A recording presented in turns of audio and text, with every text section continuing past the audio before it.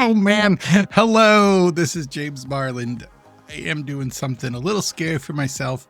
Normally how I make the podcast is I'll talk into AI, read my notes, get a outline, then I'll have the outline turn into something for a teleprompter, put the outline on the teleprompter and try to talk through it and talk in a natural voice.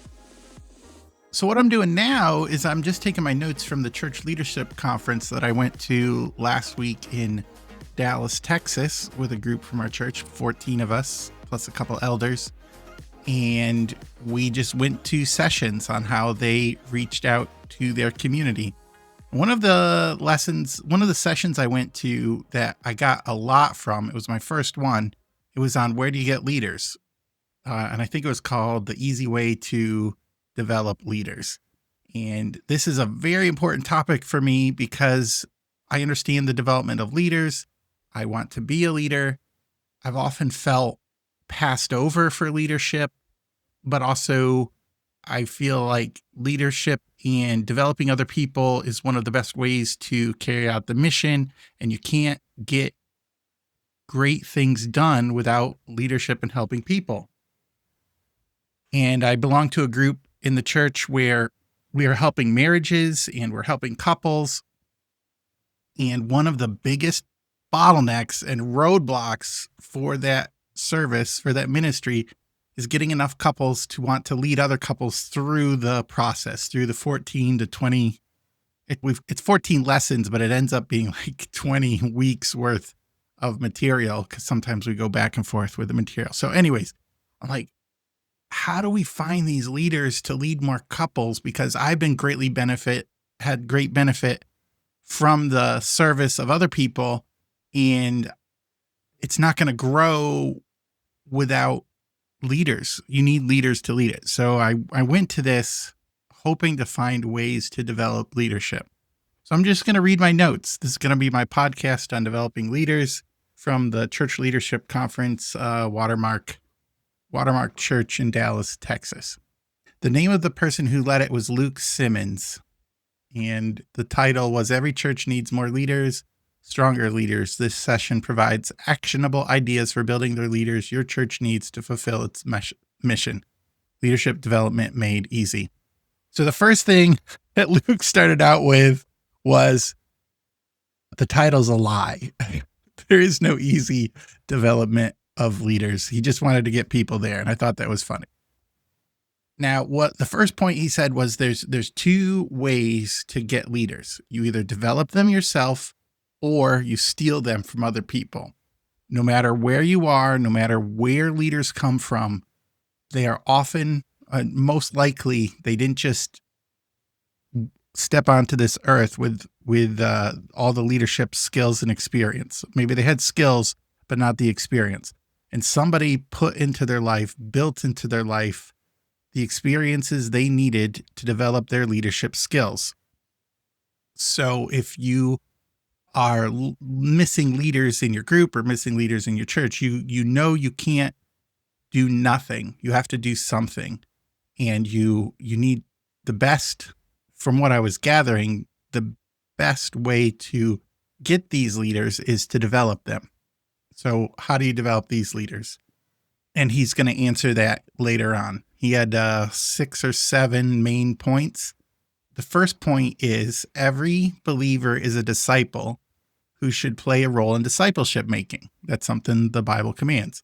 But not everyone should try to be a leader. And I think that is a breath of fresh air for the people who just want to serve, who just want to volunteer, who just want to help. They don't need to be up front. They don't feel called to be up front, but they want to serve and they want to develop people. So not everybody is going to be a leader. Not everybody needs to have that leadership role.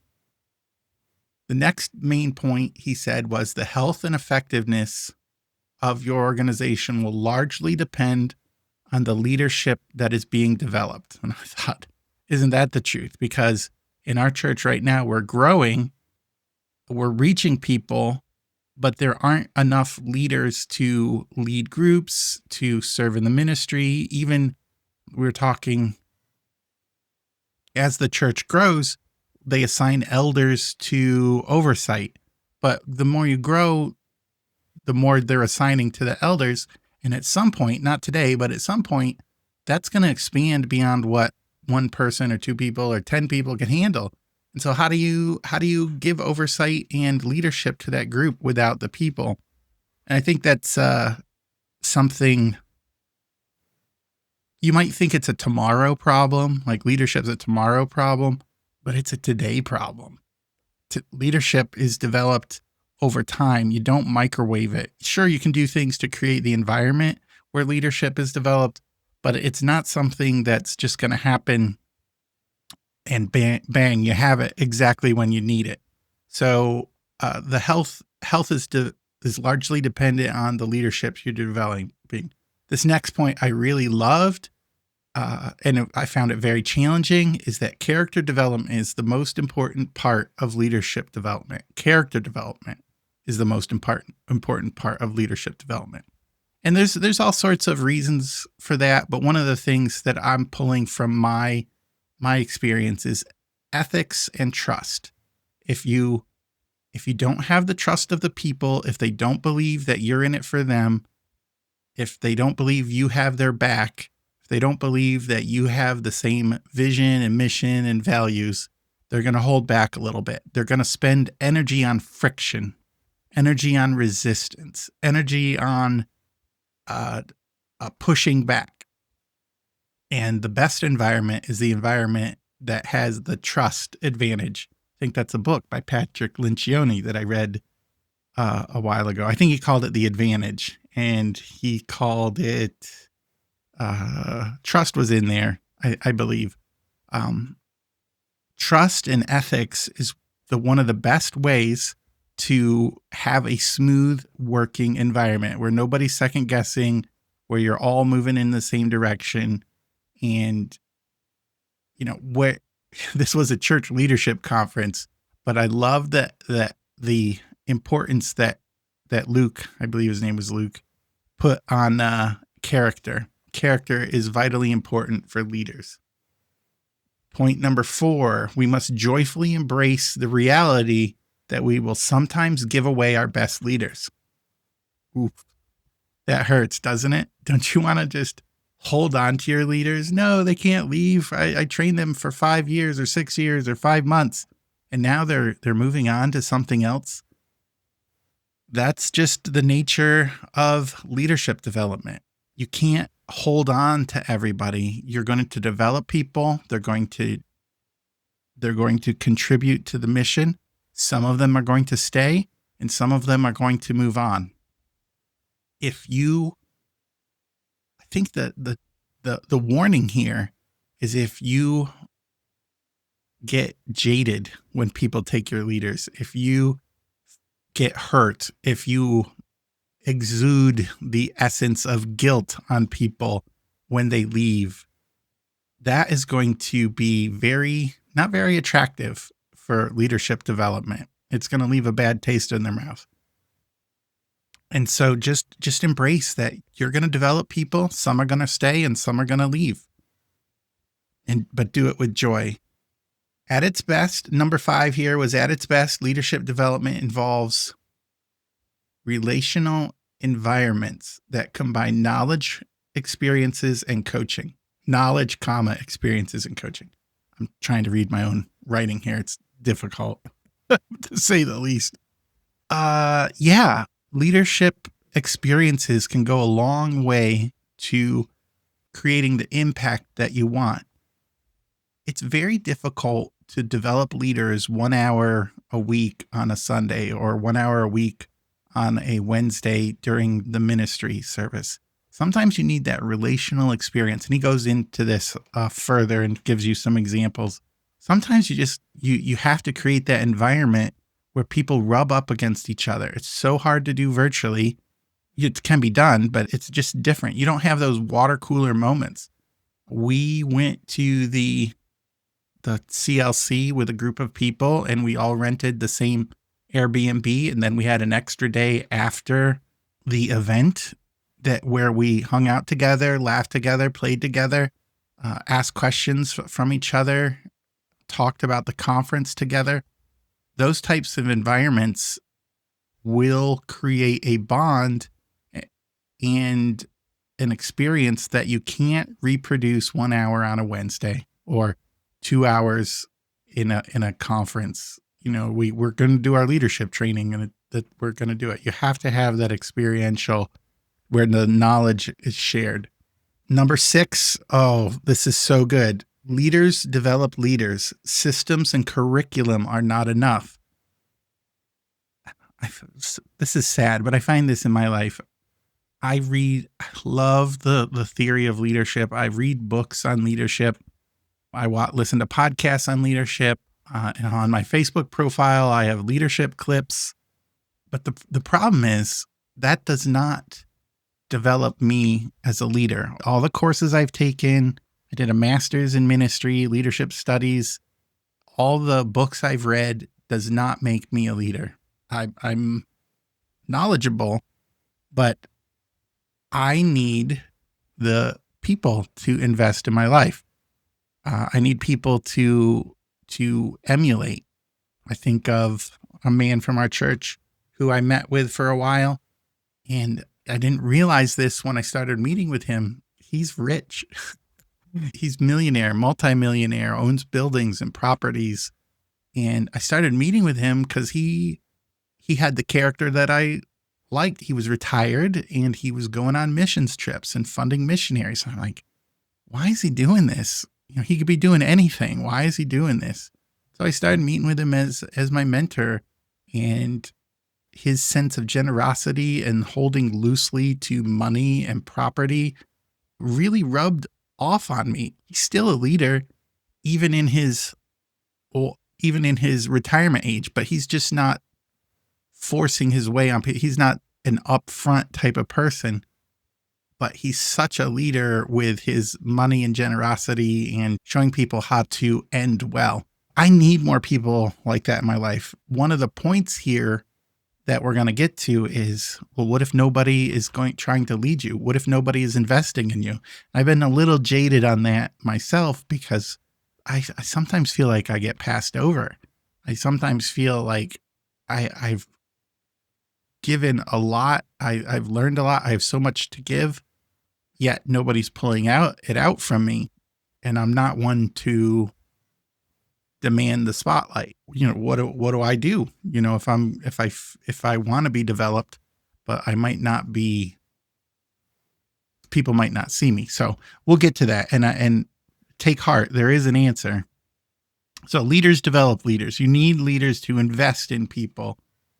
And then I think this is just, this is a note I had, or maybe this was his note. Every area is starved for leaders. Every area in the church, every area in the community, every area at school, every area in your home, every area in business, every area that you can think of that can benefit mankind and help people is starved for great leaders, healthy leadership. So there were 2 other points here. One is developing self as leader, and then how do you develop leadership if you're a leader? So this was the point about me where I took heart that that I can do so. I don't have to be a victim of circumstance. I can do something to help put myself in the position where I have the experiences needed to help me develop as a leader. 1, own the fact that nobody else is responsible for your leadership development. Oh, that hurt. Because for many years, I've felt, woe is me, keep getting passed over. Nobody's looking. Nobody is developing me. Nobody's shepherding me. I'm just here wasting away. I have all these skills and talents, and nobody is investing in me and then your brain is like, 'cause you don't matter. That's such a lie. But your brain tries to do confirmation bias and fundamental attribution errors and all those things. You don't matter. And then you throw a pity party. Guess what? nobody else is going to develop you as a leader, at least initially. You have to own the fact that if you want to be a leader, if you want to develop, um, then it's your responsibility. The second point on that was cultivate informal mentoring relationships, even without them knowing it. And this I thought was a great skill to teach anyone, really. If you're in an organization and you need to develop leaders, they don't know how to ask for getting a mentor. That's one of the things I had. How do I ask? How do I get people to want to invest in me to develop me as a leader? So I did nothing, or I felt like I'm just a victim. So this is a skill. This next thing I'm going to talk about is a skill. And I'm sure there's other ways to do this, but this was a very simple, practical way. And I believe this has to be, I really believe, especially for some of us introverts who don't like to cause waves, this is a skill that we don't have that needs to be taught to the general leadership pool, or people who have potential, or everyone really, but what are you going to do? How do you teach this skill? I didn't write it down, but this is what I remember. Find somebody that you admire or does something that you believe could be a good mentor. You don't have to use the word mentor, but somebody that you want to get to know because they are in a place where you want to be. So I think of, my pastor, Jim. He's the associate pastor, and he's gone through some family stuff. He's gone through some personal stuff. He's like a leader, but not, he could be a leader anywhere, really. He has a great heart, great preaching, down to earth, easy to talk to. He could be a leader anywhere, but he's kind of humble, and he doesn't call attention to himself. So what I need to do is develop 5 questions on some area that I want to know how he does it. Like, how do you lead humbly? How do you deal with some of your family issues? How did you deal with those personal issues? What if some of the personal issues come back? Like, what are you going to do?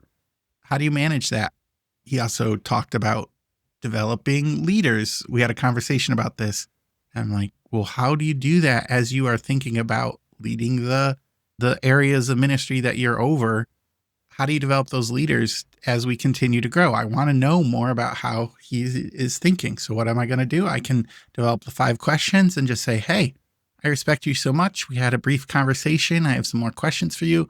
Can we have a conversation on this? And then most people, when you come at it that way, like with something prepared, something worthwhile, and you're showing them respect, they're going to say yes. Many people, not everyone, but many people are going to say, yeah, let's meet. At that point, then you listen. You ask your questions and listen and poke a little more. And then you're getting the leadership development without them, and mentoring without them even knowing it. And this could turn into more questions, or you could say, hey, can I do some research for you on this thing and come back and talk about it? And that way you have a follow-up conversation.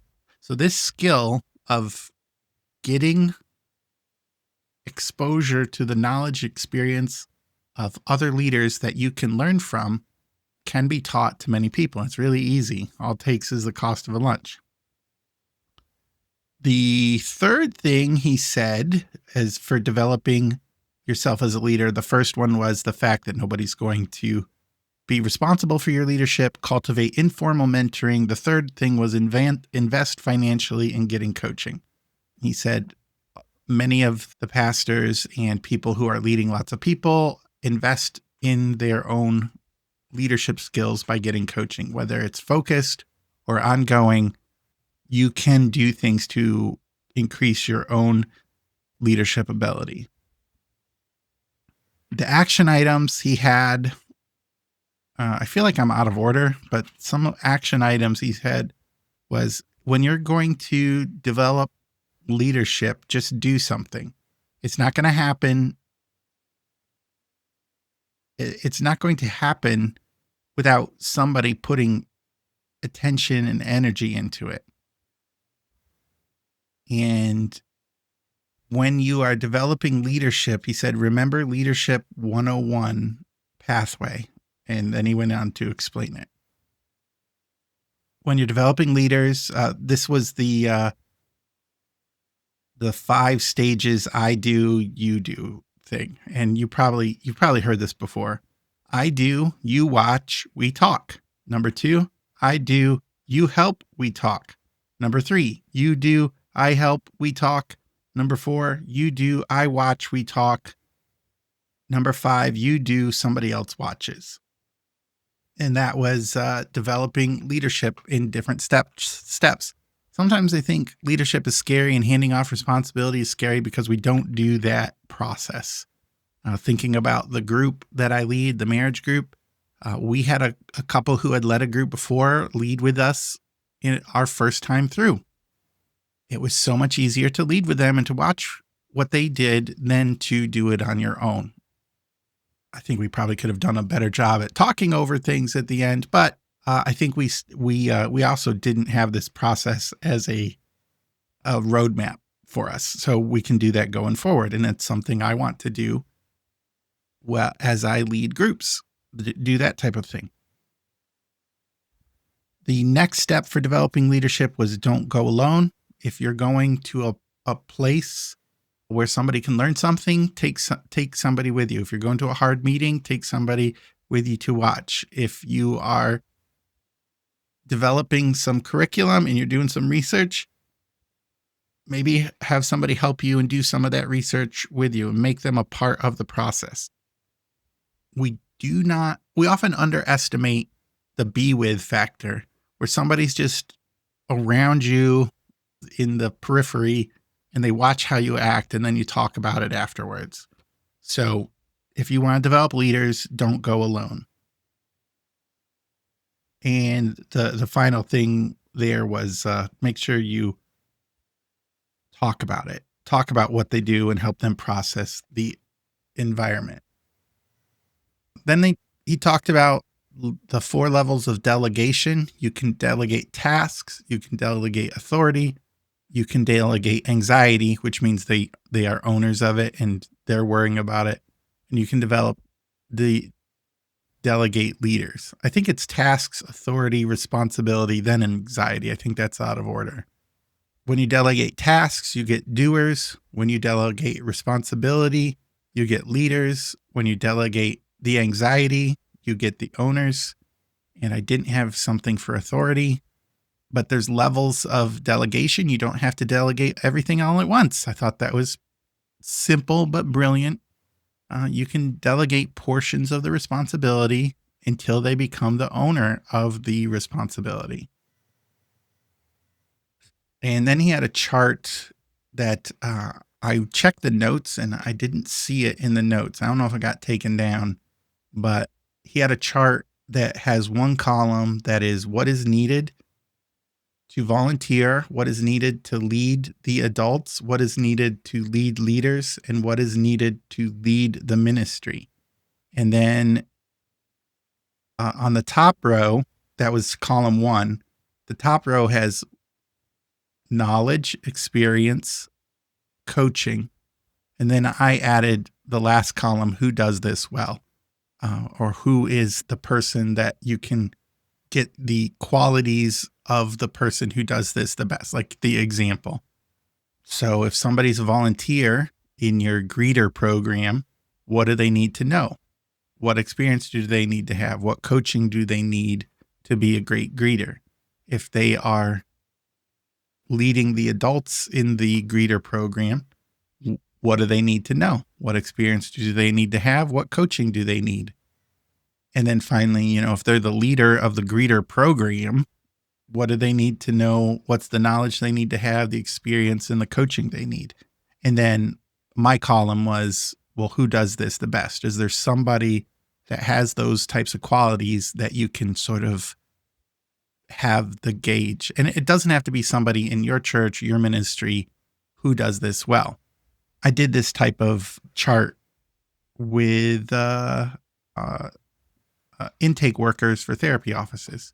What do they need to know for this responsibility? What experience do they need? What coaching do they need? he led with some challenges, or he ended with some challenges. He said ministries are hurting and begging for leaders, but they are not doing the hard work in developing or investing in leadership. It's a challenge to us who feel pinched for leadership. What are we doing to develop them? You can remember, you can develop them or steal them. And if you're stealing them from people inside your organization or inside your church, that does not always bring good feelings with it. So what are you doing to develop those people, knowing that you're not going to be able to keep all of them? He ended with some create an experience that is the high bar and exclusive and short term for developing leadership. So he gave an example of some experiential leadership that leaders can do to start to develop leaders in their church. And he described a program where he created a valuable opportunity where he had 5 to 10 people in mind.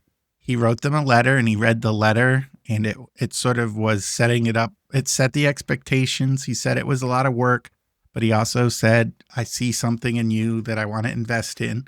He had the core studies, and he said it doesn't really matter what the core studies that you have. It could be something meaningful to you or something meaningful from your life or an experience. It could be a book of the Bible. It could be a book study on servant leadership. The big thing was just pick something. And then what he did is he had a retreat. He charged them a little bit of money for the retreat and then said, we're going to meet for the next 5 months and cover these 5 topics. You're expected to come. It's going to be challenging. You're expected to do the work. If now's not a good time for you, that's okay. There's no shame in dropping out, but I really want to invest in you. Something like that. And he has been able to generate some good responses for people who are potential leaders. He said, this isn't a prerequisite for anything. It's just, I want to build into your life. So the main takeaways for me was the church or organizations need a culture of leadership development with 3 points. Number 1, it takes an investment. It takes time. It takes money. It takes your emotional investment in building into people. You cannot develop leaders without some sort of investment. Number 2, it's the culture of leadership development is iterative, or there's iteration. And he said that in 2 different ways. One was the leadership pathway 101, I do, you watch, we talk. That's iteration. You're not just dumping it all on one. You are delegating and helping them learn. The other iteration was the levels of delegation. Not everybody is going to be a leader of leaders, but they can lead in certain ways. They can lead in doing the tasks, or they can have responsibilities delegated to them. So you have these development pathways, this development roadmap, where they are doing more and more activities and gaining these skills, and so that they can bear the load of eventual either leader of leaders or leader of ministries types of development. But it's iterative. That goes back to it takes time. A lot of people will say yes out of guilt. Oh, I've had that. I'm going to say yes to this ministry because, well, why not? I have the time. But am I gifted for it? Am I excited about it? So work on the iteration of developing leaders, and that takes focus. It takes you understanding the process, being clear on where you're going, understanding that there are levels of delegation, understanding that you have responsibilities, and then working with people to develop them. And the third thing of the culture of leadership development was invitation. It takes action.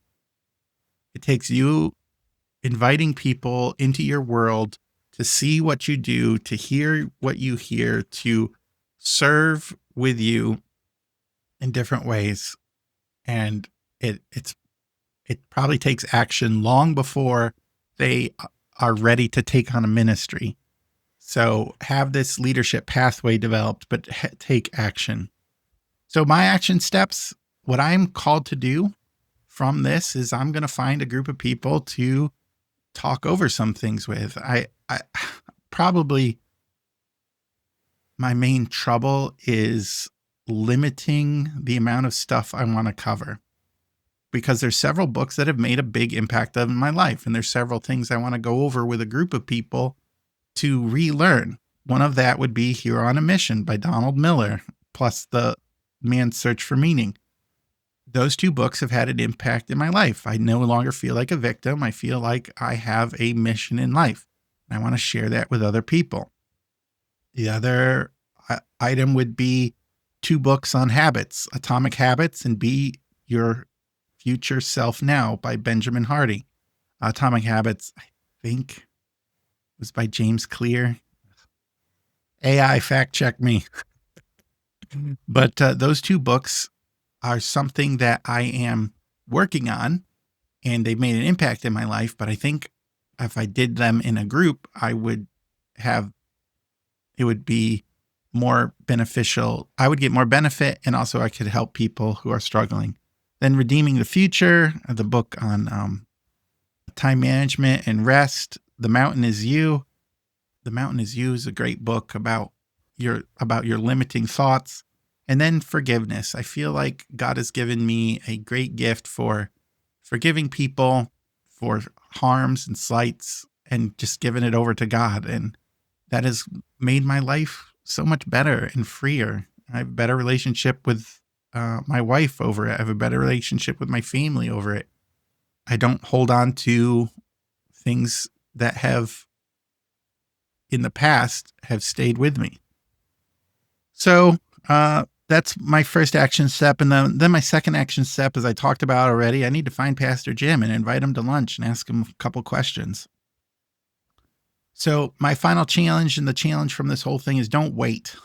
Don't wait to develop those leaders. Do the hard work of creating a culture of leadership development by investing in people, giving people opportunity or iteration, and then invite people into the leadership. So don't wait to develop leaders. And then for me personally, don't wait for somebody to develop you. You can do things on your own. You can ask people to informally mentor you. There's plenty of people all around. There's plenty of people that I respect.